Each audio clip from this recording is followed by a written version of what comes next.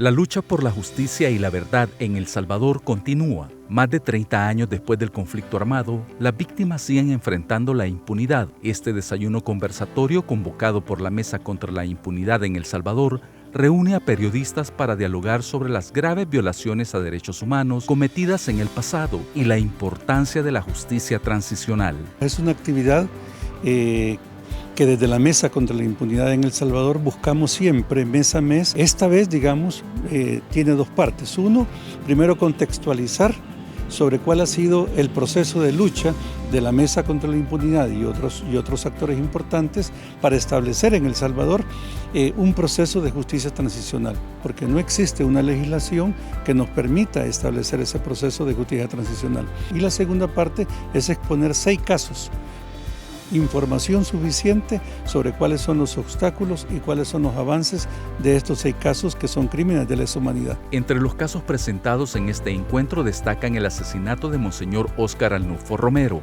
la emboscada a 4 periodistas holandeses, la masacre en la UCA donde fueron ejecutados 6 sacerdotes jesuitas y sus 2 colaboradoras, la desaparición forzada de la familia Guzmán, los casos de niñez desaparecida y la práctica sistemática de la tortura, así como la masacre de El Mozote, uno de los crímenes más atroces del conflicto armado, todos aún en impunidad. Estamos hablando del caso de crímenes de guerra de El Salvador, que en un proceso penal tiene la mayor cantidad de pruebas.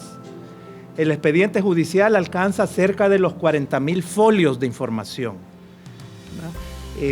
Existe prueba testimonial directa de 96 personas que son testigos de vistas y oídas de los crímenes, que vieron cuando estaban matando, que identifican al batallón Atlacat, a la Fuerza Armada.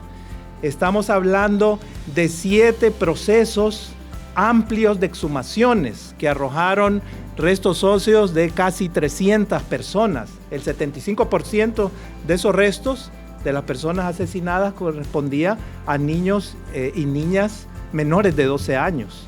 Población civil, categóricamente. Según representantes de la Mesa contra la Impunidad, las prácticas de impunidad más comunes que prevalecen en la actualidad son la omisión de la Fiscalía de profundizar con las investigaciones y judicializar la mayoría de los casos, la omisión de jueces que aplican el Código Penal de 1974 de profundizar investigaciones, sobre todo contra ex jefes militares, el bloqueo de los archivos militares históricos o la negación de su existencia. Estos casos que se han presentado son una muestra de la barbarie que sucedió en el conflicto armado.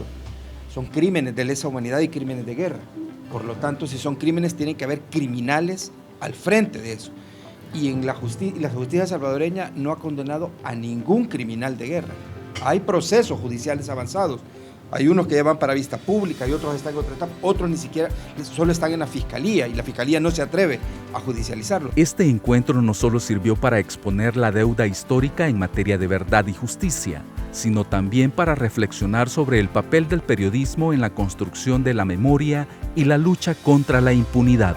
Yo creo que en la medida que podemos evidenciar, ¿verdad?, esas atrocidades, esos casos y cómo ha sido el proceso, que a pesar de la lucha que han hecho las víctimas, cómo se les sigue despreciando, ¿verdad? No hay justicia. Yo creo que por ahí puede ser el rol como periodistas. Bueno, el periodismo tiene un papel muy importante en el tema de la memoria histórica y es mantener en esta línea de tiempo estos temas que muchas veces son olvidados por la población y mantenerlos vigentes con el objetivo de que en la actualidad haya justicia. Ante la impunidad persistente, la Mesa contra la Impunidad en El Salvador exige a jueces y fiscales que dejen de retrasar y omitir su deber de investigar los crímenes de la guerra, al gobierno que permita el acceso a los archivos militares en lugar de proteger a los responsables, y a la Asamblea Legislativa que cumpla con la sentencia que anuló la amnistía y apruebe la Ley de Justicia Transicional, propuesta por las víctimas y organizaciones de derechos humanos.